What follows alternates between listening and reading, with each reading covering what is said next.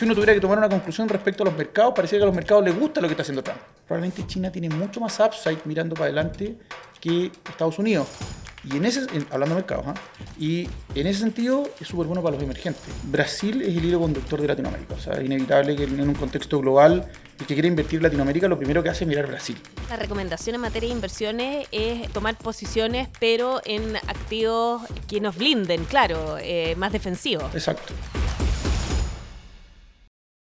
La guerra comercial prácticamente ha monopolizado la conversación económica en el plano internacional, pero pese a las constantes tensiones, los mercados globales han tenido un buen desempeño. ¿Cómo se explica eso? Bueno, lo vamos a conversar con nuestro entrevistado en este nuevo capítulo de BTG Podcast. Hoy nos acompaña Hernán Martín, CEO de BTG Pactual Asset Management. Hernán, un gusto tenerte con nosotros aquí en el estudio. ¿Cómo estás? Bien, ¿y tú cómo estás? Bien, también contenta de tenerte aquí para poder dilucidar qué es lo que está pasando con los mercados, porque uno ve una constante tensión, anuncios que parecen ser una mala noticia para el comercio global, pero los mercados han estado bastante resilientes y de hecho Wall Street ha estado incluso anotando récords. Sí, se empiezan a acostumbrar un poquito los mercados a lo que Sí. está pasando. Mira, lo hemos conversado internamente en otras instancias. La verdad que Trump ya lleva 8 meses en la Casa Blanca. Asustó mucho la forma. Cuando uno revisa las opiniones de distintos estrategas, todos coinciden en que la forma de Trump es muy desagradable, pero al mismo tiempo reconocen que Estados Unidos tiene algunos temas estructurales relevantes. Y de alguna manera, si tratamos de olvidar la forma de Trump, hay medidas que pretenden atacar esas situaciones. Uno se altera cuando dice, chuta, ¿qué va a pasar con el comercio internacional? La guerra comercial, esta es un tema geopolítico entre países que de alguna manera están tendiendo a liderar el mundo. Pero la verdad que también hay un tema de déficit relevante en Estados Unidos. Déficit de la balanza. Déficit fiscal y déficit comercial. Entonces, en algunos países mucho más marcado. Entonces, es como volver a una política de hace varios años atrás, previo a, qué sé yo, más de 50 años atrás, donde de alguna manera los países se financiaban no necesariamente mediante impuestos, o una parte era impuesto, pero otra parte era aranceles. Entonces, es como volver a esa época y de alguna manera, si te fijas, no sé, uno puede ir país por país, pero la verdad que el titular de diario es bien complicado, pero al final del día lo que queda son negociaciones uno a uno, hay harto de martillo por ahí, y la verdad que los mercados, como dices tú, están andando, olvídate, no solamente el S&P, los emergentes, China, Chile, andan todos muy, muy bien. Entonces, si uno tuviera que tomar una conclusión respecto a los mercados, parece que a los mercados les gusta lo que está haciendo Trump. Sí. ¿Ya? Entonces, hay que perder un poquito ese susto. No sé si perder el susto, pero la verdad que hay que hacer esta lectura más que sacar conclusiones apresuradas. Hacer una lectura más política o leerlo en clave política Un y poquito, negociación un poquito. y no tan, Quizás tan olvidarse literal. del personaje y mirar el fondo. Eso creo que es más sano y tiendo a pensar de que los mercados están en esa. Sí, bueno, no hay que olvidar además que parte de esta política proteccionista viene de gobiernos anteriores también, no es nuevo. O sea, de hecho, a ver, que Trump esté en la Casa Blanca no es culpa de Biden.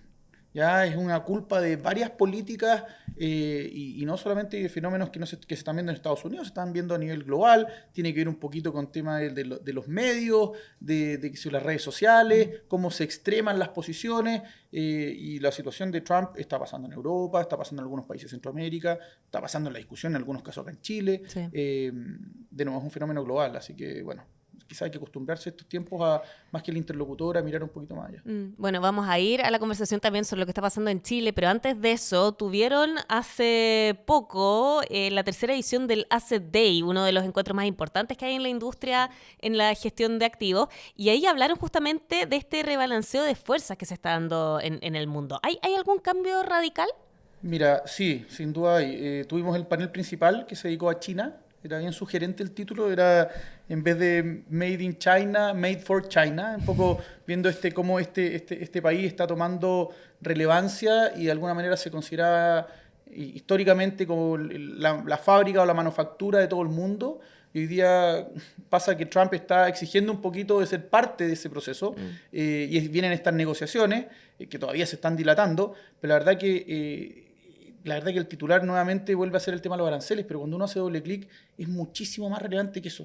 O sea, la verdad que hay un fenómeno digital de desarrollo tecnológico en China muy relevante. O sea, la verdad que China está tomando una posición bien, no te voy a decir hegemónica, pero sí con una velocidad bien, bien importante. Y la verdad que, de nuevo, en Occidente tendemos a no conocer muy bien quizás Asia. Obviamente hay analistas que lo cubren bastante bien y están bien metidos, pero la verdad que en general desconocemos mucho, estamos mucho más cercanos a lo que es obviamente Estados Unidos, Europa quizás, pero la verdad que nos asusta un poquito lo que pasa en Asia. Y uno habla del shadow banking, habla de esta política monetaria que no es tal, sino que la controlan de otra forma, de un gobierno centralizado, dudas respecto a las cifras. Entonces, pero bueno, trajimos un especialista, el economista jefe del CICC, que la verdad que es el banco de inversiones uno de los bancos de inversiones más importantes de China, que el dueño mayoritario es el CIC, que es el segundo fondo soberano más grande del mundo, administran cerca de 1.3 trillón. O sea, la verdad que está Norges, después viene el CIC y olvídate, o sea, la cobertura que estos tipos tienen, no sé, Jaden Liu, que es el economista, maneja más de 400 analistas que solamente ven China. Es una empresa que tiene más de 200 sucursales, oficinas, no sucursales en realidad, en todo Asia. La verdad que es es realmente un referente respecto a estos temas. Y lo ve con mucha calma y dijo algo que me llamó mucho la atención. Hablaba, por ejemplo, del performance del índice chino versus el S&P. Y efectivamente, hice esa anclada en el 2000. Así de alguna manera partamos de alguna base de comparación post.com, quizás un año más emblemático. Y si te fijas, hoy día los indicadores de inicio a fin están prácticamente iguales el retorno, ya en sus monedas locales. Pero cuando tú lo miras en ciclos, el índice chino hasta fines del 2007, antes de la crisis subprime, rentó casi 9 veces lo que rentó el S&P. Si tú partes de nuevo ese mismo día y lo mides hasta el 2024, vas a tener que el S&P rentó 12 veces, o sea, es como una carrera de rentabilidades. Y la verdad que lo que ha pasado desde esa fecha al inicio, ahora, que estamos hablando de fin del 2024 a la fecha, la verdad que ha rentado cerca de, qué sé yo, un 40, un poquito más por ciento el índice chino que el S&P. O sea, son como ciclos largos, ¿ya? Y lo que estamos viendo es que ambos indicadores, el índice chino llegó a su bottom y se ve un rally importante en el último tiempo. Y bueno, el S&P también ha subido, pero la verdad que en términos relativos están con una buena pendiente. Nosotros creemos que cuando uno ve valorizaciones, cuando uno ve lo que está pasando en términos de que si lo peor ya pasó, o hablemos de política monetaria, o quizás de ciclos de lo que está pasando, probablemente China tiene mucho más upside mirando para adelante que Estados Unidos. Y hablando de mercados, y en ese sentido es súper bueno para los emergentes. Ahí es donde nos pega a nosotros. Eso iba a preguntar, porque hay restricciones también para invertir directamente en China, ¿no? ¿Cómo uno puede aprovechar ese potencial? Mira, nosotros tenemos algunos productos, la verdad que nos hemos especializado obviamente en clientes institucionales. Tenemos un par de casas que venden productos mediante ETF principalmente, pero bien temáticos. O sea, puedes buscar algo específico de tecnológicas chinas o el índice general. O sea, la verdad que efectivamente no es tan conocido, pero sí hay alternativas. O sea, es cosa de buscar y tenemos una oferta de productos interesante. Sí. Bueno, de todas maneras mencionabas que hay algunos elementos a los cuales hay que poner atención en el panorama global. Hay también preocupación por el crecimiento, el impacto que puede tener en este minuto las tensiones comerciales, en el consumo, en los precios. ¿Qué clases de activos están viendo como atractivas? Mira, déjame, para no perder el hilo con el Asset Day, pero la verdad que lo que tú estás diciendo es súper cierto. O sea, la verdad que post-Liberation Day, lo comentamos en un podcast anterior que tuvimos hace un tiempo atrás, el Fondo Monetario Internacional ajustó su expectativa de crecimiento de manera fuerte para todo el mundo, principalmente para China. Y lo que hizo en la última medición, que fue en julio, la volvió a subir casi al mismo nivel que la tenía antes de Liberation Day. O sea, la verdad que no vio un impacto en lo que está pasando en esta discusión arancelaria. O sea, la verdad que eso también han tenido, obviamente, un impacto en los mercados se han recuperado. Entonces, la verdad que uno dice, chuta, este susto de recesión o de tema geopolítico o crisis política, como quieras llamarlo, la verdad que no es tal. Y ahí nos pasamos a otro escenario, o sea, el escenario de soft landing o no landing de Estados Unidos, que ahí quizás vamos a tener una discusión más política con lo que pasa con Powell. Pero la verdad que se ve que Estados Unidos está con tasas de crecimiento estables, con una inflación que sí ha tendido a la baja, pero la verdad que no tan fuerte como se esperaba inicialmente. Sí. Quizá el gatillo del último rally fue las cifras de payroll, de empleo, que son súper relevantes para Estados Unidos, pero la verdad que no se ve un descenso a nivel global de la actividad. O sea, se ve una actividad que está andando bien y la inflación también descendiendo paulatinamente, pero de manera suave. Eso creo yo que es una maravilla para los mercados. viene la parte política, ya que yo creo que ahí obviamente Trump acapara eso. Latinoamérica está, creemos nosotros, en otro carril. Política, leemos política monetaria y política presidencial o parlamentaria. Eso iba a preguntar ahora, porque tú decías, bueno, estamos en un momento que puede ser muy atractivo para los mercados emergentes, pensando en China, pero obviamente uno no puede disociar lo que sucede en el plano interno, con el tema político, con los cambios políticos que han habido también en la región. ¿Cómo están analizando eso? Mira, cuando nos vamos a Latinoamérica, que es donde de alguna manera tenemos mayor incidencia o mayor información, Brasil es el hilo conductor de Latinoamérica. O sea, es inevitable que en un contexto global, el que quiere invertir en Latinoamérica, lo primero que hace es mirar Brasil, ¿ya? Y el resto son comparsas. Brasil viene de un periodo político bien errático. Queda un poquito menos de un año y meses del mandato de Lula. Un mandato que de alguna manera no ha estado exento de polémica, ha estado bien involucrado en decisiones de poderes ejecutivos, cosas que son delicadas y la verdad que sin duda impactó el mercado. O sea, la verdad que hoy día uno ve el Bovespa, lo que va del año, efectivamente va bien positivo, va cerca de 13% medio en reales, pero el año anterior había sido un año pésimo, con un S&P volando, ¿ya? Entonces, ahí tuviste el ajuste de expectativa respecto a lo que podía, de lo que estaba pasando en Brasil. Hoy día estamos viendo quizás los mercados adelantándose un poquito a lo que podría ser un cambio de mandato, ¿ya? Y sí hay un viento de cola por ese lado, netamente es cambio de expectativa. Hay varias elecciones en Latinoamérica, pero me quiero centrar en Brasil quizás y en Chile después. La verdad que ese cambio, que puede ser alguien más pro mercado, no está garantizado. Ya está todo lo que pasó con Bolsonaro y el riesgo eventualmente para que los mercados, para que algún familiar de Bolsonaro sea candidato. Eso lo conversamos también en el panel del Asset Day. Fueron varios clientes que nos pidieron tener eso en la agenda. Nosotros de alguna manera, haciendo un par en la discusión, nosotros lo que armamos en ese panel generalmente son temas de discusión que nuestros clientes nos piden. Y la verdad que ellos nos dijeron, o sea, que China, son temas que hay un montón que están en agenda, pero esto específicamente les interesaba. En el caso de Brasil en particular trajimos a Mansueto Almeida, que es socio de BTG, a Felipe Padua, que es portfolio manager. La verdad que hay un producto que estamos sacando que invierte específicamente en tasas reales en Brasil, tasas que están altísimas. La TPM está en 15%. Imagínate lo que...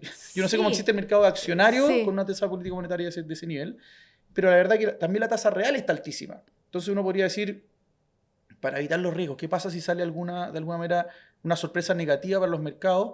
Bueno, probablemente la tasa va a subir, quizás las expectativas de inflación van a subir, y esta tasa real te da un colchón ante potenciales escenarios de cola. Y es un poco eso lo que se comentó en ese panel.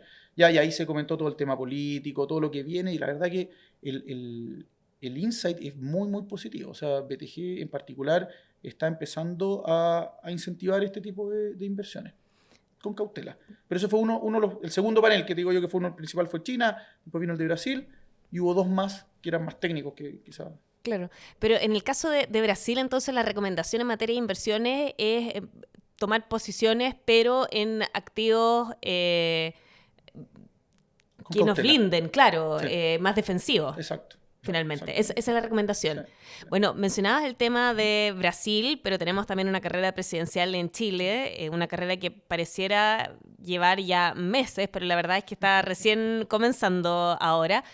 ¿Cómo están mirando ese debate? Con una candidata que en las primarias salió electa, pero que no se veía venir anteriormente, con una candidata que venía muy fuerte de Chile Vamos, pero que ahora también está perdiendo momentum.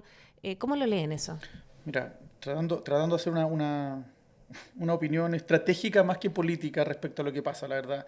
Es difícil cómo tomar lo que está pasando. La verdad que una de las cosas que es positiva es sin duda que la discusión del candidato que uno mire está haciendo respecto a crecimiento y seguridad. Eso lo cual ya es súper positivo. O sea, obviamente no importa... Sí importa quién va a ser el próximo presidente. Lo que sí es bueno es que en su proceso de campaña está teniendo un pitch que en ese sentido es tranquilizador, ¿ya? O sea, dejamos este tema de reformular el país, de volver a reinventar lo que se construyó. O sea, eso creo que nadie lo está discutiendo. Yo creo que la calle también está bien molesta ya con el tema de inseguridad. esas, qué sé yo, protestas que se vieron en su minuto probablemente tienen menos probabilidad de existir. La del estallido, el 2019. Sí. Entonces eso también de alguna manera baja la intensidad respecto a esos riesgos, ¿ya? Ahora, eso es por un lado, lo cual es bueno. Lo que ha pasado en las dinámicas eleccionarias en los últimos tiempos, no solo acá, sino que en distintos países, es que aparecen las sorpresas. Entonces, ojo que tampoco es para decir esto es carrera corrida, sí. ¿Ya? Entonces hay que ser súper cauteloso con las apuestas muy jugadas, ¿ya? También hay que considerar que esta elección, a diferencia de la del 2021, van a votar 13 millones de personas. En la anterior hubo 7. Estamos hablando de casi 2 por. ¿Ya? O sea, la verdad que... Y esa otra mitad, ¿cuál es el perfil de ese votante? Es bien desconocido todavía. Sí. ¿Ya? Hay un porcentaje altísimo que es primera vez que vota. Hay harto que es inmigrante. Sí. Que antes históricamente eran los peruanos los que más votaban. Ahora son los venezolanos. Probablemente ellos tienen obviamente una posición un poquito más negativa a lo que es el actual oficialismo.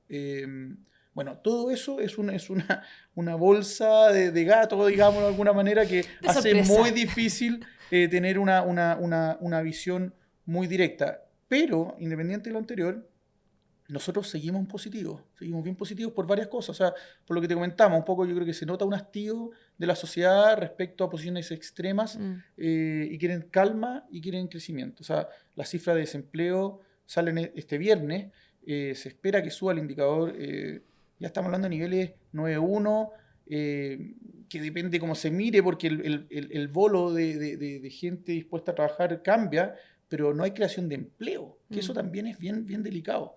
Entonces, yo creo que va a haber un giro un poquito a un foco hacia el crecimiento, como están diciendo los candidatos, hacia la seguridad, y eso, uno como lo mire, es más pro mercado. Viene un tema de baja tasa del Banco Central, que yo creo que el Banco Central está con un poquito de cautela, porque se adelantó bastante bien al ciclo, pero está esperando que una cosa del tipo cambio, que es lo que está pasando con la Fed, que los ciclos son un poquito más tenues. Si la Fed de alguna manera suelta eso y baja las tasas, probablemente va a tener un Banco Central chileno bastante más tranquilo bajando tasas, ¿ya? Entonces tienes ciclo político bastante mejor, ciclo de política monetaria bastante mejor, tienes un tema de discurso bastante más pro business. Y la verdad que estamos viendo valorizaciones que también son atractivas. O sea, a pesar de que... ¿Dónde? Cuando tú miras, por ejemplo, el IPSA siempre se transó un premio respecto a la región, hoy ya está con un castigo. Ya respecto al mercado, respecto a su historia. Si bien ha habido un rally importante, el IPSA hoy día está sobre un 30%, nosotros creemos que hay argumentos para que esa tendencia se mantenga. Ya, obviamente no vas a ver probablemente un 30% más, pero sí... es una pendiente positiva porque vienen muchas noticias buenas. ¿Ya? Las tasas, nosotros creemos que están altas para un país que tiene un problema de crecimiento grave. O sea, un 2% de crecimiento es muy malo para un país emergente. Entonces, tener tasas reales de 2,5% es altísimo. Entonces, tarde o temprano, lo que debiera pasar es que la actividad baje, que la inflación baje, que el ciclo de tasas baje y por ende las tasas también corran. Y ahí vendrá el ciclo de nuevo de otros activos de mayor riesgo. Es decir, haciendo el paralelo con lo que hablábamos de Brasil, donde la recomendación era más cautela, aquí sí se podrían tomar posiciones más agresivas. Sí, pero teniendo la salvedad lo que comentábamos, que en el fondo falta todavía o sea, pueden aparecer situaciones en el camino, o sea, no es descartable. Aquí siempre no hay que buscar un jonrón, creo yo. Aquí lo que hay que buscar es hacer un retorno ajustado por riesgo que haga sentido. Y en ese sentido nosotros estamos haciendo apuestas bien medidas en activos más ligados quizás a activos alternativos, inversiones que tengan colateral, que tengan garantías. Eso hace que tu retorno, si bien no es abrupto, sí es una tranquilidad respecto a las garantías que tú tienes. Así que por ese lado estamos tranquilos. Hernán Martín, CEO de BTG Pactual Asset Management, muchas gracias por habernos acompañado en este nuevo capítulo de BTG Podcast. Gracias a ti. Gracias a todos por escucharnos. Nos vemos en una próxima ocasión.